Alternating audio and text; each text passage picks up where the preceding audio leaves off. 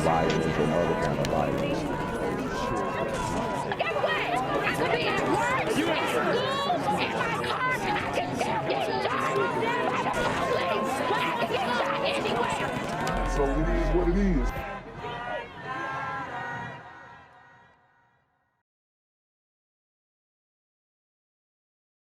What's good, YouTube? It's the Black Gen Z Mindset. Make sure you go ahead and like, comment, share, subscribe.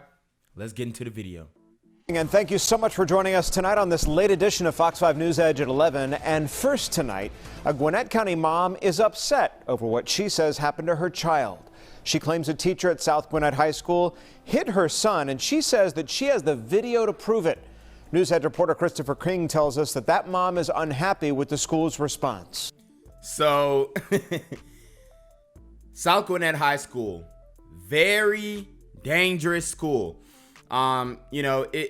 My cousin, I had a female cousin, my second cousin. She went to North Gwinnett High School, and North Gwinnett is a little better, okay? It really is.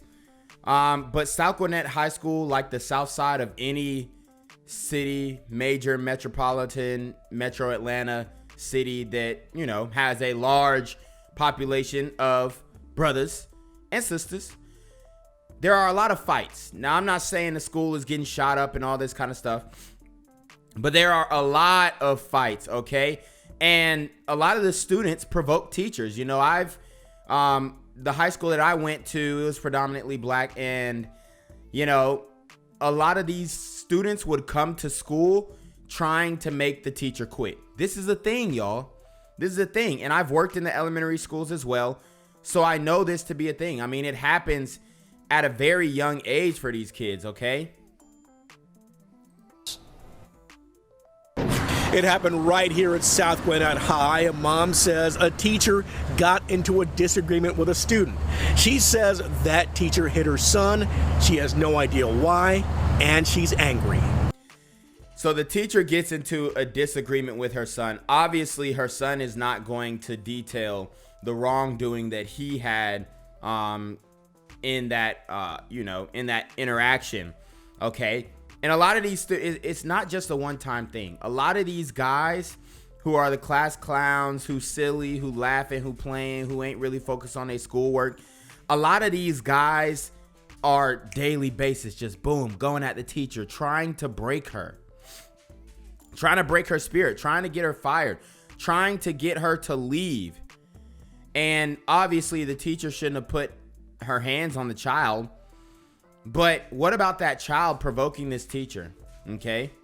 And I'm not saying that this guy is going to grow up to be a bad guy or anything like that, or do something bad, but a lot of these dudes continually provoke teachers. This is a real thing, y'all. So the teacher really, it looked like she was fed up. Take a look at this. A substitute teacher caught on cell phone video. And it was a substitute. This is what a lot of these kids do. They know when their regular teacher here, they can't play that because they're going to get ISS or get sent out of school. So they provoke the substitute teacher. I mean, this happens all the time. And anybody who is honest and went to any type of black high school, you know this to be true. This happened when I was in elementary school, middle school, high school, all throughout. As she appears to smack a student. It was very shocking and upsetting as well. Octavia Leggett tells us her 10th grade son was talking to classmates during some free time when the teacher slapped him. He was actually sitting down at his desk when she hit him. Leggett doesn't want to reveal her son's name. He's a bit shaken up. She says the teacher hit him across. He's shaking up. This boy laughing. He laughing. He turned. He glad that he got a reaction out of the teacher. That boy is not shaking up. And you could tell moms don't have no control over his son. I mean, watch the video. This man is laughing because he knew he got the reaction that he was looking for out of the teacher. Across the face and chest. The district says it received a report. Free time when the teacher slapped him.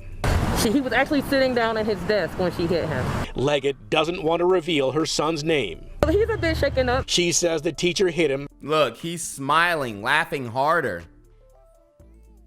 Across the face and chest. The district says it received a report claiming the teacher slapped him on the shoulder. And when I say she put her might behind it, she put her might behind the lick. Now she did get a good lick. She really did. But at the same time, what are you doing with your son? What are you teaching your son? You could tell she ain't got no control over that child. Leggett says the teacher was upset with another student. She says her son was not involved with that dispute.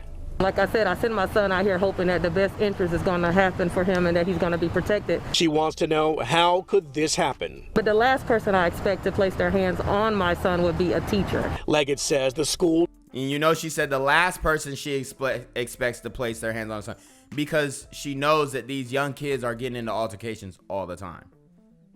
Did not call her or her son's father. The school did not give us a call. She says she only learned of the incident after she saw the video. I just received the video from some of his peers. The mom says she approached the principal, but she says she's unhappy with the response. And she just kept repeating that she was going to get something done, but at the same time, it seemed like they were trying to protect the teacher more than they were trying to protect us. This is an atmosphere where kids should be allowed to come and learn and have fun with their peers. They're in high school now. The last thing they should be having to worry about is a teacher attacking them. The district sent us a statement. They say they are investigating and they've notified Human Resources. In Snellville, Christopher King, Fox 5 News. When the SOS went up at a troubled school, who answered the call? A bunch of DADs. Here's CBS's Steve Hartman on the road.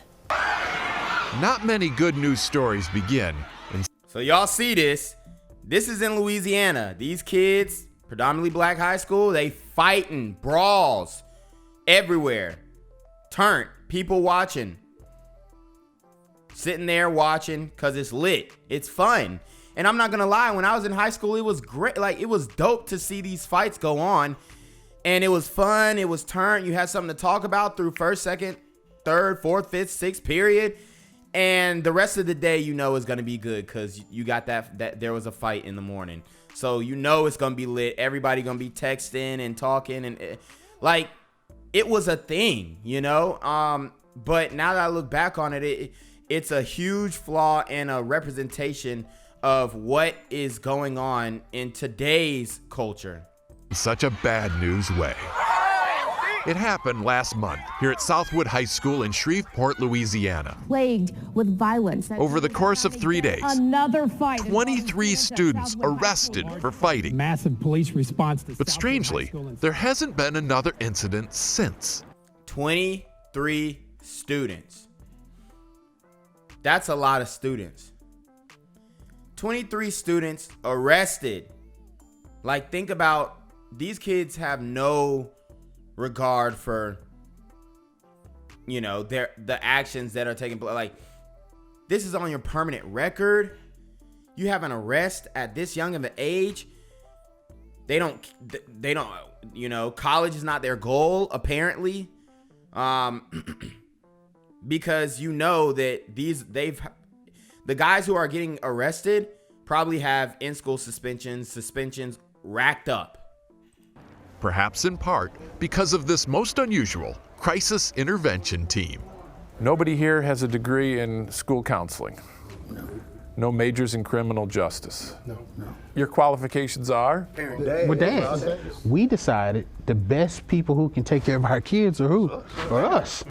Man, and this is dope to see. The dads stepped up. This is their own version of policing your community. Because honestly, if these dads were to go in the streets and try and stop the gun violence, they're going to go in the streets and try and stop the gun violence, all of them would be on a t-shirt. I mean, honestly. So the only way you can really impact it is going into the high schools, because there's a 70% chance that the kids are not going to have a strap. So Michael Lafitte started Dads on Duty. We're out doing what we do for our babies. A group of about 40 Southwood dads who now hang out at the school in shifts. Let's go. Let's go. Today, any negative energy that enters the building has to run a gauntlet of good parenting. What's going on, buddy? You moving fast. I like that horse. I immediately felt a form of safety. We stopped fighting. People started going. We stopped fighting. Bruh, Don't say we. Brothers, we had the ones who are doing the right thing. We got to separate ourselves from the others. We start fighting. No, they stopped fighting. Cause I don't see no knots on your head, bruh. Going to class. How could that be? You ever heard of a look? A look? Dads have the power to do that? Yes. Not many people know it, but yes. Let's go. And see, that's why it's so important to have the fathers in the home. I just showed you the story of the single mom whose kid got hit. I just showed you, I mean, she had no control of her son. You could see her son was egging the teacher on, being a class clown, whatever, saying whatever. They got under the teacher's skin. And then these dads show up, a few of them, honestly, and they shut the whole school down. Good behavior, kids going to class, all that. But it's not just the firm stares and stern warnings. Let's make it to class, my son. It's also the dad jokes. They just make funny jokes like, oh, hey, your student's untied, but it's really not untied. And they hate it. They're so embarrassed by it. And it's that perfect mix of tough love and gentle ribbing that dads do so well that has helped transform this school. The school has really just been like... I mean, this is beautiful to see. Honestly, it really is. It really is. And, you know, obviously these brothers, they got their stuff together. They got their stuff together. I don't know if they're getting paid. It looks like they're volunteering. But they need to get a teacher salary, honestly, just for controlling these schools. And this is where the funding needs to go. Things that actually work. Happy and you can feel it. Which is why the dads plan to keep coming to Southwood indefinitely. Because not everybody has the father figure at home. Or a male, period, in their life. So just to be here makes a big difference. So you heard what he said. Most of these kids don't have a father figure or a male, period. So what does that say about the mothers raising the children on their own? Okay? This is what a lot of these single mothers don't want to accept. That they're not as effective parents as these fathers. Do you think you stumbled onto something here? Absolutely. Absolutely. Yeah. I mean, if this was implemented throughout the whole country, you would see a substantial change in learning, behavior. I mean, seriously. They'd like to start chapters of Dads on Duty throughout Louisiana. What's up? Y'all know what I'm finna say. F throughout Louisiana. We need it throughout Atlanta, South Gwinnett, North Gwinnett, right? Chicago, New York. We need it everywhere. LA, Dads on Duty. What's up, baby boy? And hope to eventually take on the country. All right. Without a fight. Steve Hartman on the road in Shreveport, Louisiana. Well, students who took over Blackburn Center at Howard University last week are still fighting for answers tonight. They're still on campus trying to get the administration's attention. Fox 5's Jacqueline Matter joins us now with the very latest on their demands. Jacqueline. Hey there, guys. It's been more than a week now that students have been taking part in this protest since they began that sit-in, demanding change over what they are calling deplorable living conditions. So this is at Howard University, one of the biggest HBCUs in the country. I got some, homegirls who go to Howard University, and they attest to it. But let me say this. It's not just Howard who have unlivable dorms, bad dorm rooms, okay? There are a lot of HBCUs who, whatever they're doing with that funding is not going back into infrastructure.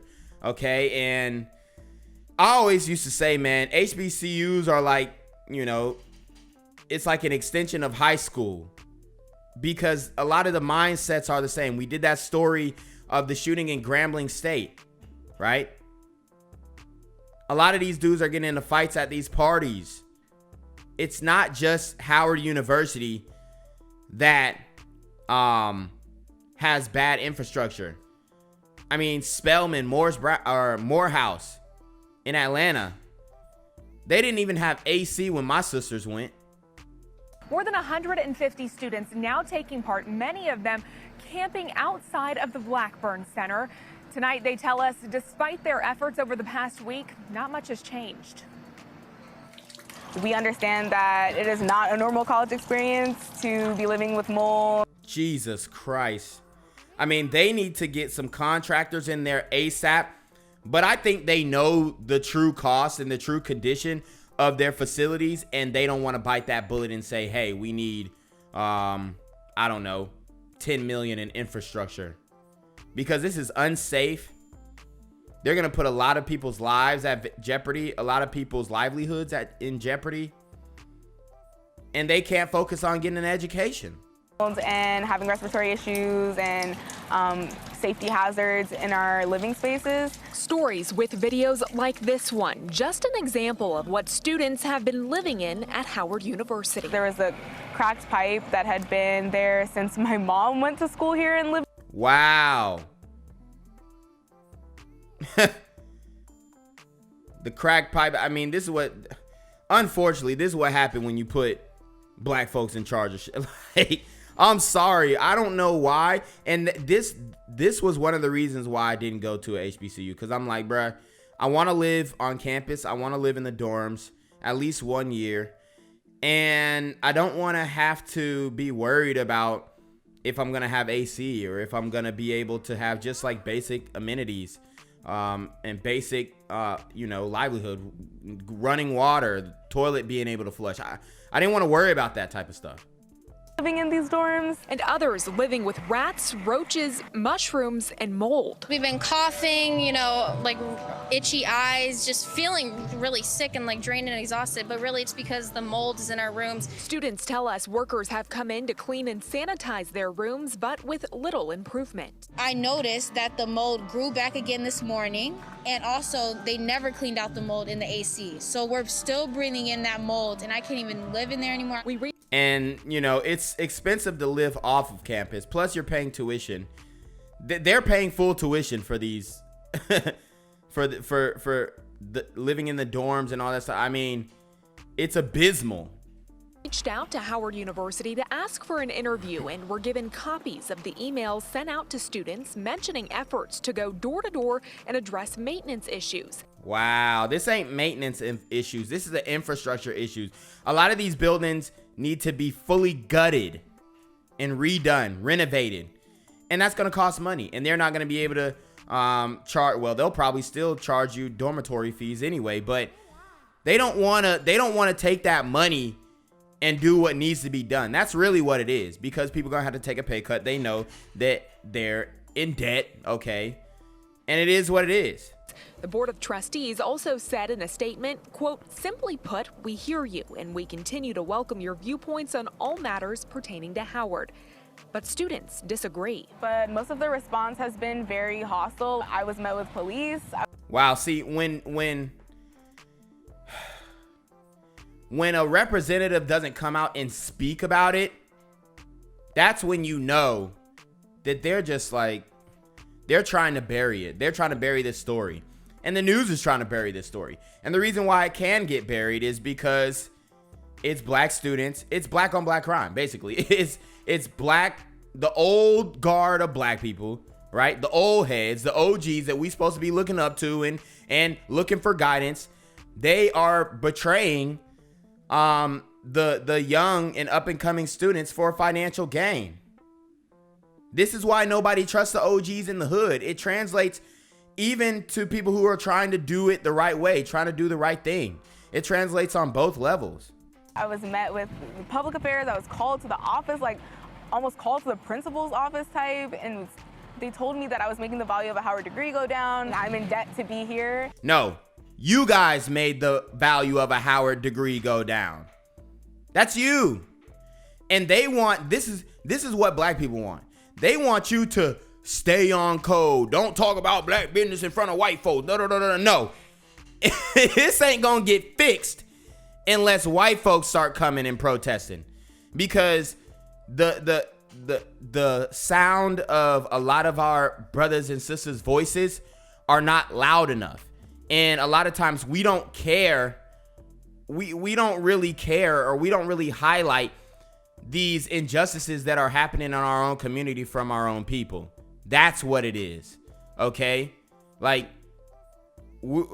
this should be all over social media, all over Black Twitter. It's a ghost. And they told me that I was making the value of a Howard degree go down. I'm in debt to be here, and we're living with, I want to say, like, dilapidated dorms. So we're living in a building that is not safe. Despite threats of expulsion and suspension, students say they'll do whatever it takes to address what they say is decades of negligence towards living conditions at Howard. So as we said from the beginning, we're not leaving until our 4 demands are met. Hey, I'm rocking with it. I'm rocking with it, man. And they need to pass this on to the next, the next up and coming freshman. I mean, they need to, I don't know, they need to make sure that they get what they deserve, because this is absolutely wrong. There's no compromise. They're easy. You know, no school wants to be protested against, but it's not like we're out here because we want hot tubs in our dormitories. It's because we want livable conditions. Now, when we did get out here today, we learned this week is actually homecoming week, and one of the main headliners, Gucci Mane, was set to perform here this week for homecoming on this weekend, but he has since pulled out of that event to show support for the protesters. Well, that's dope. Well, he should also say something, and I'll check his social media and see if he said something about it, but he should also say something, because this is what they do. They paying for Gucci Mane to come here. They paying him to do a walkthrough. He'll do a couple songs. People will be lit, and that'll be it. Bruh. Y'all need to take that money and put it into the dorms. And we're too focused on entertainment than on what really matters, and that's serving your people correctly. I mean, this black leadership doing this to the black youth. Now, we looked at some finances as well. The university did ask for $240 million in federal funding for this year's budget request, according to the Department of Education. That report said the university plans to use $49 million of that for construction, but it did not clarify if that would be meant for new developments or improvements to current facilities. Another shooting in Georgia leaves one person dead, 7 others hurt at an off-campus party. This happened right near Fort Valley State University. While some students were among those hurt, the man who was killed did not attend the university. A homecoming parade was canceled, but the football game went on with extra security. One man is dead and 7 other people injured in an overnight shooting. The Fort Valley Police Department and the GBI are still looking for suspects in one of the largest mass shootings Central Georgia has seen in nearly a decade. So another mass shooting in the black community. Mum's the word from the mainstream media. This is outside of an HBCU. Okay? And I told you guys, these HBCUs, a lot of them, unfortunately, it pains me to say, a lot of them are elevated high schools for brothers and sisters. Like, it's just like high school, except the fights turn into gunfire. Okay? So they can't even have an off-campus party without the whole party getting shot up. Largest mass shooting Central Georgia has seen in nearly a decade. Ashlyn Webb reports from Fort Valley tonight. For freshmen Corey Rainey and Tamaya Smart, Saturday was their first homecoming at Fort Valley State University. This camp is fun, and we're having a blast this homecoming week. Fans decked out in their yellow and blue, the stands packed, and school spirit at an all-time high. But also at an all-time high, security. That's what we're hoping for. Yeah. But this isn't the homecoming experience Rainey and Smart expected. I didn't really sleep last night. That's because just hours before kickoff, we were right next to the bullets flying everywhere. It was terrible. A block party ending in gunfire. Wow. So a homecoming themed party. And this is like, it's sad, but black folks just can't get together and have a good time amongst each other, because it's always just that percentage of dudes who is on demon time. And this happened, I've done countless stories on it. So if you guys don't believe me, just go through my videos. It is so upsetting. It's wrong. It's disrespectful. You know, that we can't come together and organize an event to have fun without dudes getting clapped up. And it has to do with the culture, has to do with all that, everything. The angst and the, you know, I know y'all seen the Boondocks when they talk about the Iggin moment. I ain't gonna say the word, but the Iggin moment where, you know, at any time when black folks congregate, it can be an Iggin moment, you know what I mean? It was like 20 shots probably. We would try to run, but like they would start again, so we had to duck again. Everybody was running, screaming, yelling, people falling on the ground, getting trampled. 7 people injured and 1 man dead. The person that died is not a Fort Valley student. His name is Tyler French. He's from Byron, Georgia. The GBI says it happened just 2 blocks from campus at 603 Carver Drive. The university says some of those injured are students, but none of the students have life-threatening injuries. Fort Valley State went on lockdown for part of the morning, and the school's homecoming parade canceled, all as investigators search for who's responsible for Saturday's shooting. The main thing right now is that we need the public, anybody that has information about. And even look, check this out. We need the public to speak out. Even the college students, the educated brothers, the educated lames, whatever you want to call them, even they are not snitching. Even they are keeping their mouth closed. Even they are following the street code. So it's the same with what we saw at Howard. Nobody wants to say nothing about the abysmal living conditions. Nobody wants to say anything about the gunfire and the killings in the community that happen often, that we are the leaders of mass shootings in this country. By far, it's not even close. They're not covering this shooting. This is another school shooting, basically. What happened to come forward. Homecoming went on, but roads blocked and more cops patrolling the streets. We've seen a lot of police presence, and we feel very safe. Rainey and Smart say they went to the game just to get their minds off the nightmare they survived Saturday morning. I hope next should be better. Yeah. Reporting in Fort Valley, Ashlyn Webb, 13 WMAZ News. Peach County Coroner Carrie Rooks. And think about the seniors. The seniors. They don't have a next year. It's OV. Like, we saw the shooting at Grambling State. We see the conditions at Howard.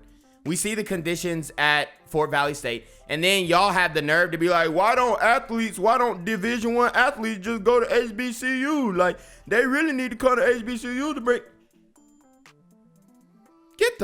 Bro, we ain't finna go to and risk not only getting risk injury on the field, but risk getting shot at. Says several other victims went to nearby hospitals. Their identities have not been released yet. District Attorney Anita Reynolds Howards was on scene today along with her staff. She released a statement reading in part, "These unprecedented acts of gun violence that have occurred in Fort Valley are unacceptable. I am calling on the community to offer any information to law enforcement which can help in the apprehension of those responsible for this horrendous violence."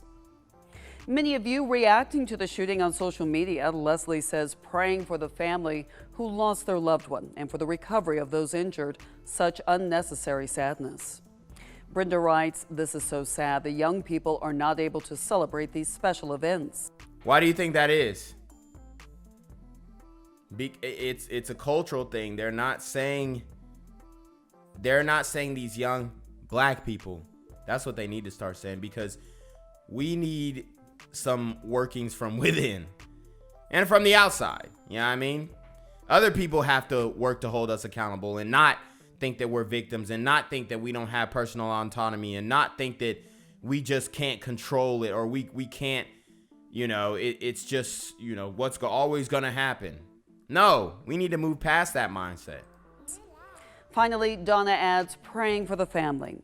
You can share your thoughts on this post on our Facebook page. Gang violence and other kind of violence.